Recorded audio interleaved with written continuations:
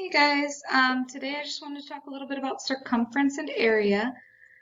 Circumference of a circle, circumference and area of a circle. Circumference is the perimeter of a circle, so distance around the outside. And then area is the area of that circle. We do have some different vocab here that I want to make sure we understand. So diameter.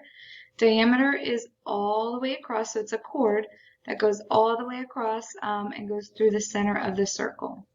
So when you hear that term diameter, you know what it means, all the way across. Radius is just half of that. So if your diameter was 10, your radius would just be 5. Circumference, you actually have two formulas, right? Pi times diameter or 2 pi r. Where did 2 pi r come from? Well, the diameter is twice the radius. So notice pi stays the same, but it's either you're using the diameter or you're using twice the radius, which is the same thing. Area of a circle is pi r squared, and that's all you need to know for formulas today. Understanding pi a little bit, pi is a ratio.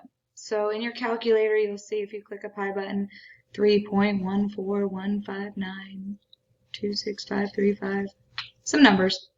Never stops, keep going on and on forever and ever. But what is it representing? So what pi represents is if you take the circumference of a circle, so that perimeter, and divide it by the diameter, you will always get pi. You will always get 3.14. So it's a ratio of circumference to diameter. So just so you understand where it's coming from. So that's just a little bit of notes. Now the worksheet that you're going to be doing, up at the top they've worked 2 examples for you, but I want to talk about them. So the first one talks about circumference. Remember, you have circumference equals pi times diameter, or you have circumference equals 2 pi r. Either one of those is fine. Here they gave me the diameter all the way across was 4, so I would use circumference equals pi times diameter. Now there's 2 ways you can write this answer. 4 is your diameter, so you can write this as 4 pi centimeters.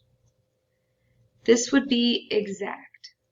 So if the answer doesn't ask you to round, that would be an exact answer.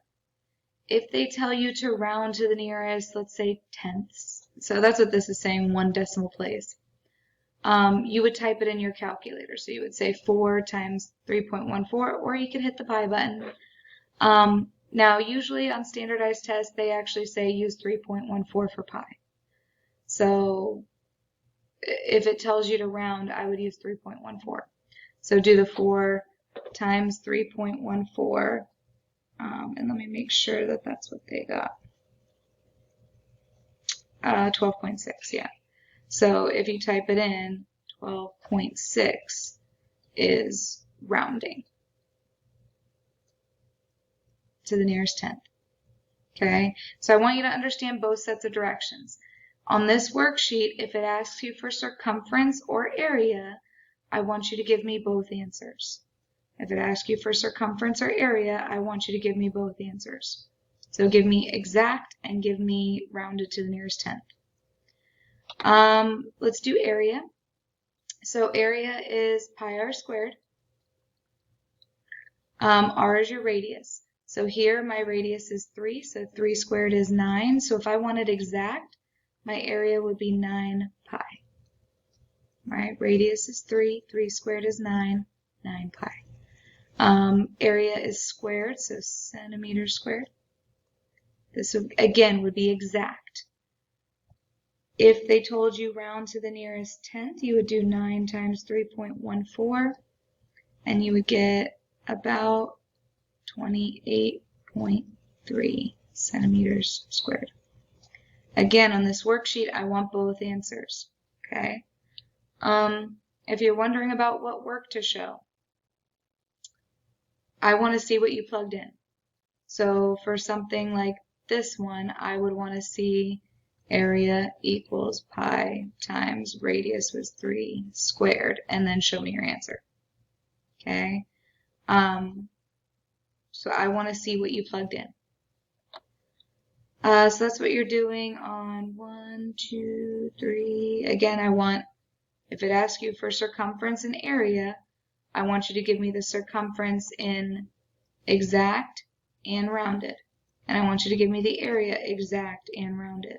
So really there's 4 answers here.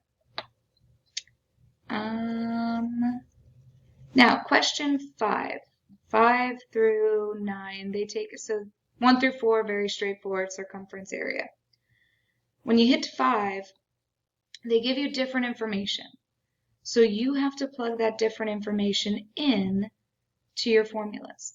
So this says calculate the diameter if the circumference is 25.1. So think of your formula for circumference. Circumference equals pi times diameter. And plug in what you know. We know the circumference is 25.1. We know pi times diameter.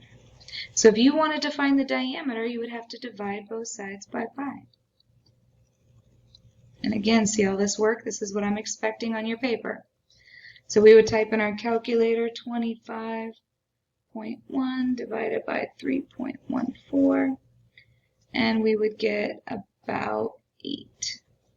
About 8. 7.99. So about 8 is my diameter. All right. So again, just plug into your formula for 5 through 9. Make sure that you're reading what they ask for. Once you hit number 9, realize it's a semicircle. It's a semicircle. That means half of a circle. So if you're talking about circumference, you have half of the circumference. But you also have plus another 10, right? All the way around. If you're talking about area, right, it's pi r squared, but you only want half of that. So make sure you cut those in half at the end. All right, that's it. So stay tuned for Kahoot, but work on this in the meantime. Bye, guys.